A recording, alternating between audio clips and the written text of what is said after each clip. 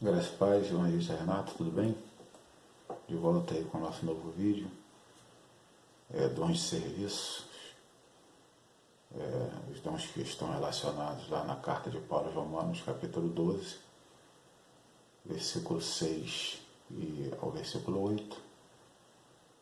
Eu já li lá, mas antes nós vamos dar uma pequena pincelada na carta de Paulo à igreja de Roma, aos Romanos, para nós entendermos bem qual é a história dessa igreja.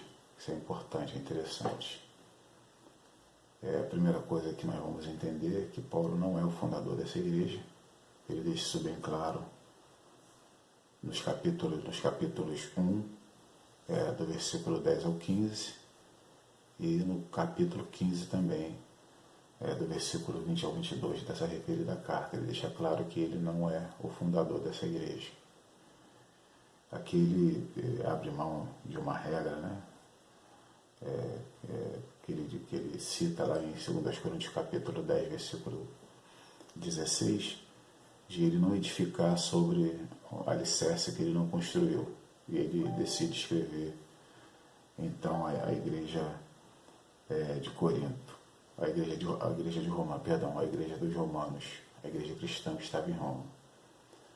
Bom, se não foi Paulo que fundou essa igreja, quem teria, então, fundado essa igreja? A hipótese mais aceita é que essa igreja ela foi originada da pregação da palavra e também do testemunho de cristãos, cidadãos de Roma, cidadãos do Império Romano, que viajavam sempre ali para a metrópole, para essa grande cidade, e daí para as outras cidades. E esses cidadãos, tanto judeus, cristãos, como prosélitos, ou seja, judeus que haviam se convertido ao cristianismo, e prosélitos que seriam gentios, que se converteram ao judaísmo e logo em seguida ao cristianismo, pela pregação dessas pessoas, desses cristãos. Essa igreja foi fundada em Roma. Essa é a hipótese mais aceita. É uma coisa também que nós temos que entender, que essa igreja, a igreja dos romanos, ela não era uma igreja que tinha que era centralizada, que tinha um poder, uma direção central que a dirigia, que a administrava, mas na verdade ela era composta por um grande número de membros, mas por pelo menos 4 congregações. A congregação da casa de Áquila e Priscila, a congregação do Palácio Imperial, a congregação da casa de Hermes e a congregação de Filólogo. Isso aí você vai ver lá em Romanos capítulo 16, do versículo 3 ao versículo 16.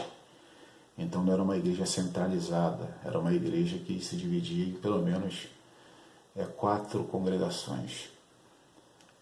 Uma outra coisa que é interessante saber é que Paulo escreveu essa carta à igreja de Roma lá pelos idos, já pelos anos de 56 a 59 depois de Cristo, quando Paulo já estava se preparando para a sua terceira viagem missionária. Lucas relata isso lá em Atos dos Apóstolos, capítulo 20, versículos 2 e 3. Na época em que ele estava se preparando para receber a coleta feita pelas igrejas ali da Ásia, principalmente pela igreja de Corinto. Isso aí está relatado lá em 1 Coríntios, capítulo 16, do versículo 1 ao 14, e 2 Coríntios, capítulo 8. E essa coleta seria levada e entregue aos crentes pobres de Jerusalém. Então foi nessa época que Paulo, mais ou menos nessa época aí que Paulo escreveu essa carta. E uma outra coisa também, qual é a intenção da carta? Porque Paulo escreveu essa carta àquela igreja. Era uma igreja composta por judeus, por gentios, e na sua maioria eram gentios. Até por isso, quando Paulo escreve essa carta, na primeira parte da carta Paulo escreve aos gentios, na segunda parte da carta Paulo escreve aos judeus, e na terceira parte da carta ele volta a escrever aos gentios novamente, lá no capítulo 11, versículo 13, quando ele se declara aos gentios o apóstolo dos gentios. Então ele escreve para esses três tipos de cristãos que haviam naquela igreja. E o motivo principal de Paulo escrever essa carta é um motivo muito simples. Paulo deixa bem claro que a intenção dele era visitar aquela igreja. Ele nunca tinha tido a oportunidade de visitar a igreja, e a intenção dele ao visitar a igreja era para que repartisse com os crentes daquela igreja algum dom espiritual. Isso está lá em Romanos capítulo 5, versículo 29. Então essa é a intenção de Paulo, visitar a igreja e repartir com aquela igreja algum dom espiritual. Os dons espirituais que Paulo relata aqui na carta aos Romanos, no capítulo 12, a partir do versículo 6, mas nós vamos ler a partir do versículo 3, se você puder me acompanhar aí na sua Bíblia. Vamos ler lá, está escrito assim, capítulo 2, versículo 3 da carta de Paulo aos Romanos. Capítulo 2, versículo 3 da carta de Paulo aos Romanos. Eu vou botar aqui, vou iluminar aqui, eu não tenho aquela visão, né, excelente. E nós vamos aí ler. Ele escreve o seguinte: por isso, pela graça que me foi dada, digo a todos vocês, ninguém deve de si mesmo um conceito mais elevado do que deve ter, mas ao contrário, ter um conceito equilibrado, de acordo com a medida da fé que Deus lhe concedeu. Assim como cada um de nós tem um corpo com muitos membros, e esses membros não exercem todas as mesmas funções, assim também em Cristo nós, que somos muitos, formamos um corpo e cada membro está ligado a todos os outros membros. Então, Paulo escreve, quando ele quer falar sobre os dons, ele começa falando justamente sobre, primeiro, que cada um não tenha de si um conceito maior do que realmente ou seja, não seja vaidoso, não seja soberbo, faça uma autoanálise de si mesmo e veja qual é o seu lugar e veja qual é a sua real posição no reino de Deus, dentro da igreja de Cristo. Esqueça a vaidade, esqueça o orgulho, esqueça a soberba e analise, faça uma real análise de quem você é. A primeira coisa que Paulo coloca aqui, embaixo, cuidado com a vaidade, cuidado com o orgulho, cuidado com a soberba. Não pense que você é além daquilo que você é. A primeira coisa que ele fala. A segunda coisa que ele fala ao escrever a essa igreja é a necessidade que havia dos crentes estarem unidos, ou seja, a interdependência da igreja, ou a questão de um crente sempre depender de um outro crente, tanto no exercício do dom, como também na questão da administração da igreja. Nós nunca fazemos nada sozinho, muito menos a obra de Deus. A obra de Deus sempre carece de alguém que nos ajude e que esteja ao nosso lado para que ela seja executada. Então Paulo ele escreve sobre essa interdependência. Você e seu irmão são diferentes, assim como cada membro de um corpo é diferente um do outro. mas vocês fazem parte de um mesmo corpo, então vocês estão interligados. Existe uma interdependência entre vocês, há uma dependência entre vocês, vocês dependem um do outro, assim como o corpo depende dos membros, os membros também dependem um do outro, para que esse corpo seja bem estruturado. Esse corpo, logicamente, é a igreja. Então, a segunda coisa que Paulo deixa claro, a dependência dos irmãos uns dos outros, para que haja um bom andamento da obra de Deus, para que haja um bom andamento do trabalho cristão.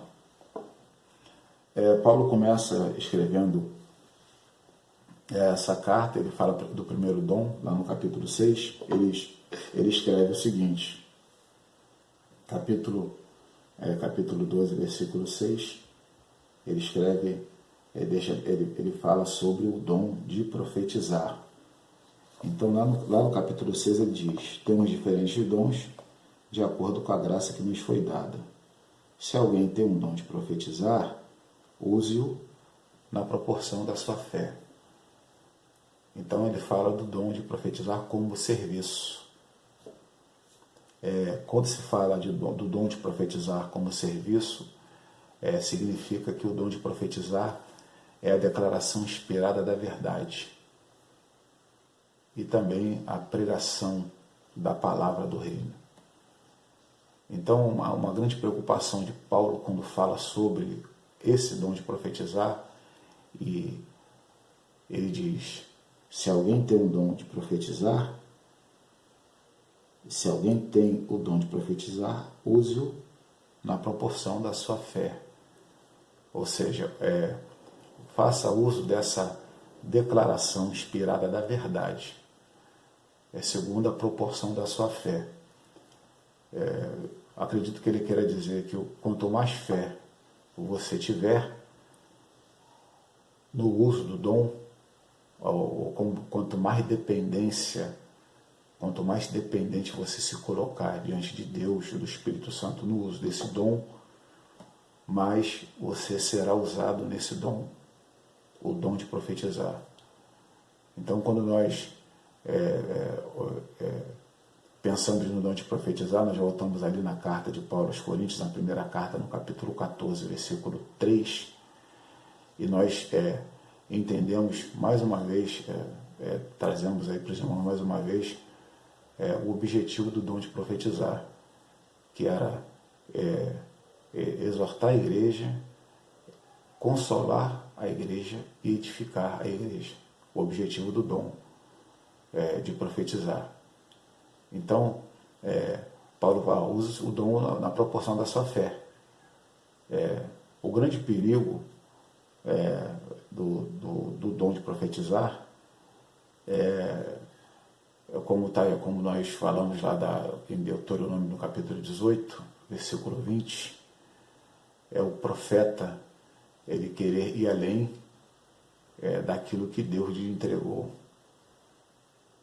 no exercício do dom, no mau exercício do dom, melhor dizendo, ele querer ir além daquilo que Deus lhe entregou e não usar mais o dom segundo a fé, segundo a proporção da fé, mas querer usar o dom segundo a carne, ou segundo os seus próprios desejos e segundo o seu psique, e incorrer na condenação do diabo, profetizar aquilo que não lhe foi entregue e trazer uma mensagem não inspirada, mas uma mensagem da carne. Esse é o grande perigo. Então, quando Paulo fala sobre o dom de profetizar, aqui nessa carta ele fala, use o dom segundo a proporção da fé que lhe foi dada, porque é um dom inspirado.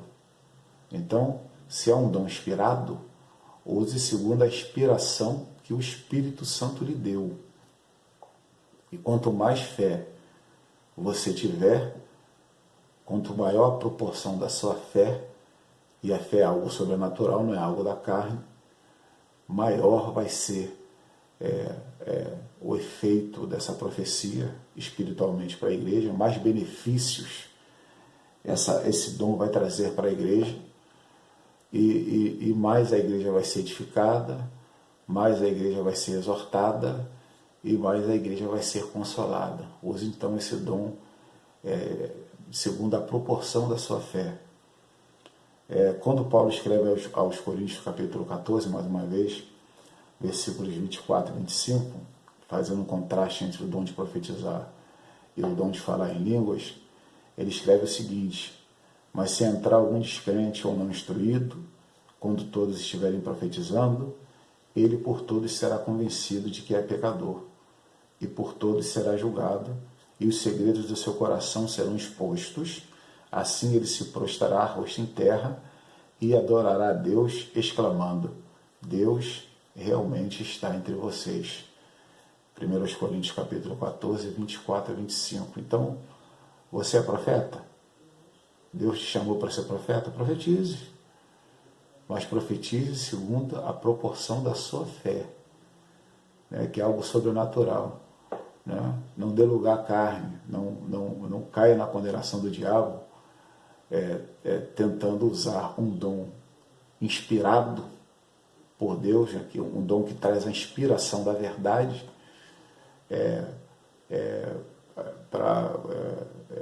profetizando na carne, ou trazendo uma profecia que não seja uma profecia, né, que não seja de Deus.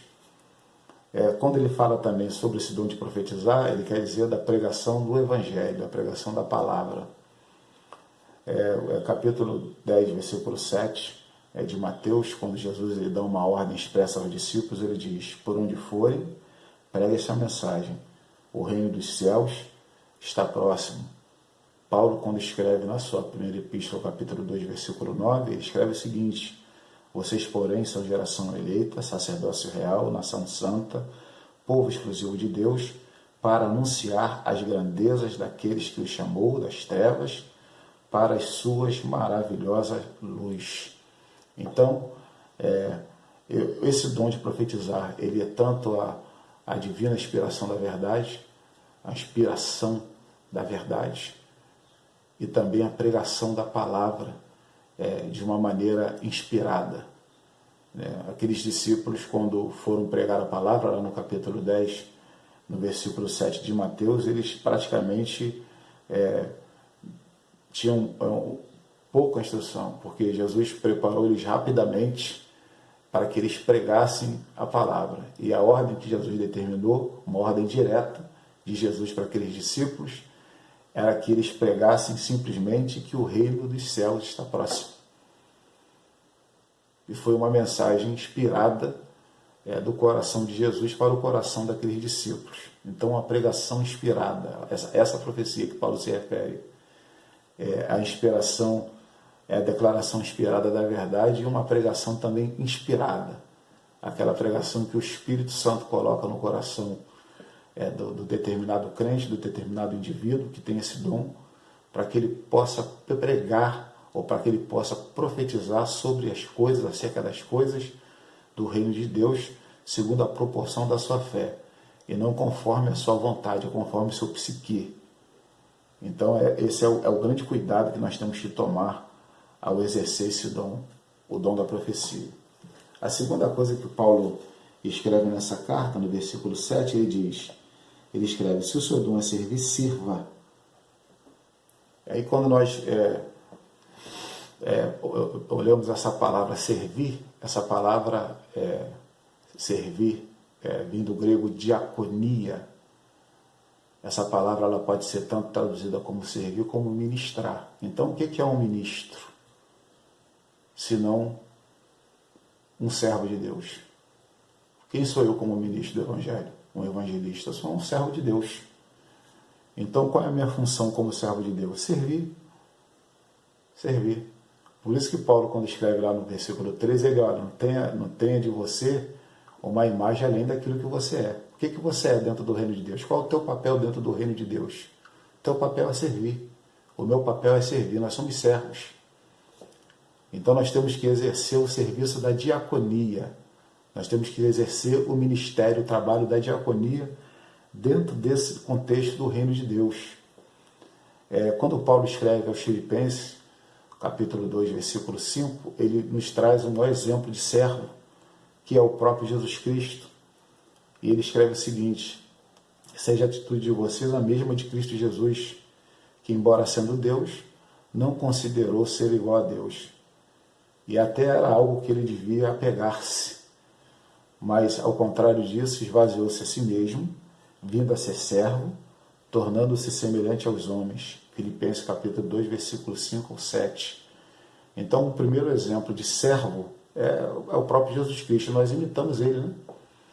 Então, se o teu ministério é servir, sirva. Quando nós falamos sobre o serviço, a diaconia, lembramos logo de Atos dos Apóstolos, capítulo 6, do versículo 1 ao 4, na instituição dos diáconos. Eu falo até, e sempre falo isso, talvez uma das melhores ideias, uma das grandes ideias da igreja, uma das ideias mais brilhantes da igreja, foi a instituição diaconal, a instituição do serviço cristão. Vamos ler só uma parte, vamos ler tudo, né? Para naqueles dias, multiplicando-se o número dos discípulos, houve uma queixa entre eles. Os judeus helenistas protestaram contra os judeus de fala hebraica e aramaica, porque suas viúvas não estavam sendo atendidas na distribuição diária de alimentos. Então os 12 reuniram todos os discípulos e propuseram: não é sensato negligenciarmos o ministério da palavra de Deus a fim de servir as mesas. Portanto, irmãos, escolhi dentre vós 7 homens de bons testemunhos, cheios do Espírito Santo e de sabedoria, aos quais encarregaremos deste ministério. Quanto a nós, nos devotaremos à oração e ao ministério da palavra. Então, uma das grandes ideias, né? Uma das grandes atitudes da igreja daquela época foi instituir a junta diaconal com 7 homens, e aqui é bem claro, de bons testemunhos, cheios do Espírito Santo e cheios de sabedoria. Não eram qualquer homens, não eram homens qualquer, mas eram homens que se destacavam por sua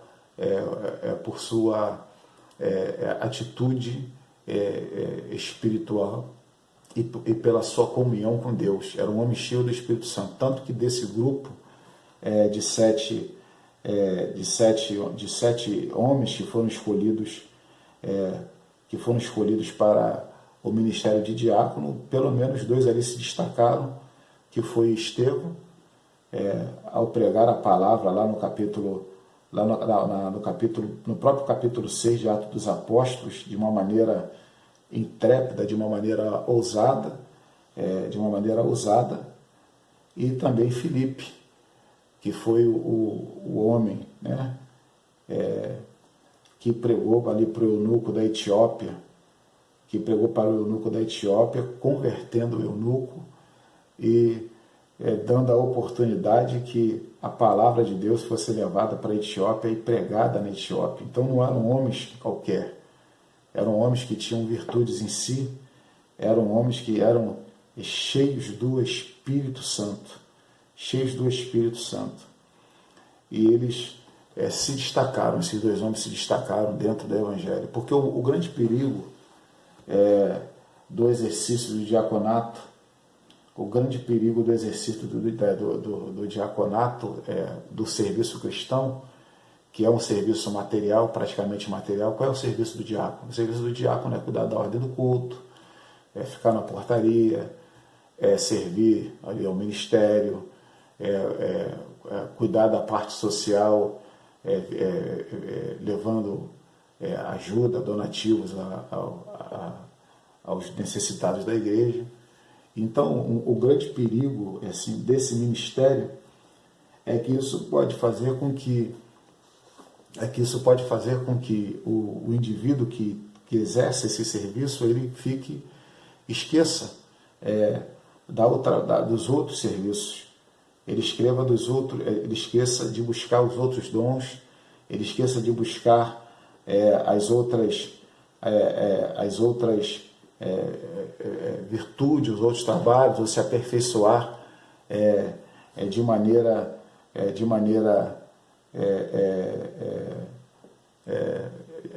mais ampla dentro do reino de Deus, também talvez no aprendizado da palavra, ou que Deus use ele de uma outra forma, para que Deus use ele de uma outra forma e potencialize a sua capacidade no reino de Deus. Nós vemos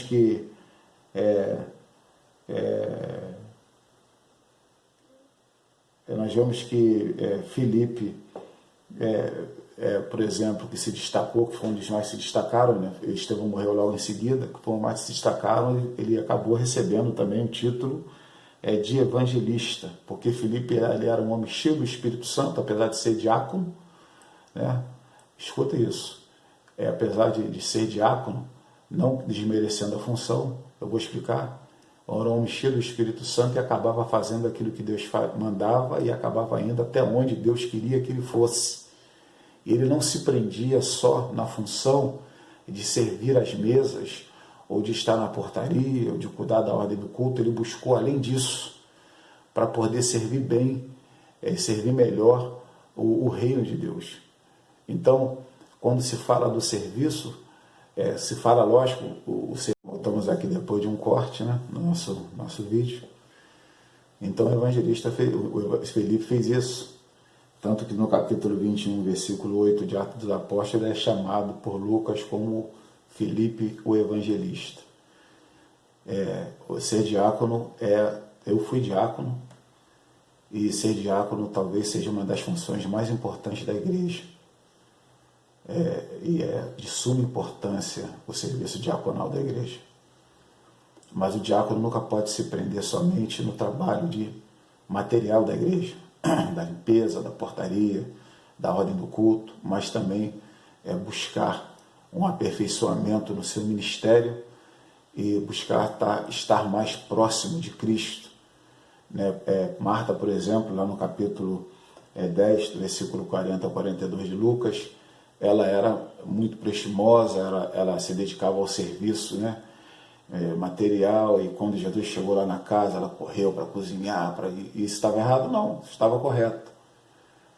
Mas ali, nas palavras de Jesus para ela, quando ela foi reclamar para Jesus, que Maria não lhe ajudava, e que Jesus mandasse Maria lhe ajudar, respondeu para Marta o seguinte: Marta, você anda ansiosa e te aflige por muitas coisas, porém Maria escolheu a melhor parte, e isso não poderá ser tirado dela.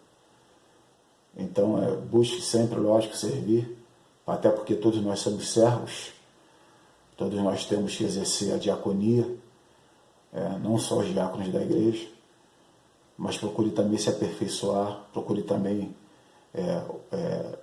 o aprendizado da palavra, procure outras áreas, do ministério, para que você possa ser mais útil, para que nós possamos ser mais úteis dentro do reino de Deus, de uma maneira geral, e para que a obra tenha sempre um bom andamento, e na falta de um obreiro que ensine, você possa ensinar, de um obreiro que pregue, você possa pregar, e assim por diante. Esse é o final do nosso primeiro vídeo. Nós voltaremos no próximo vídeo falando sobre os outros dons de serviço da carta de Paulo aos Romanos, capítulo 12. Tá bom? Deus te abençoe. Muito obrigado aí pela sua atenção. Fique com Deus e até a próxima, em nome de Jesus.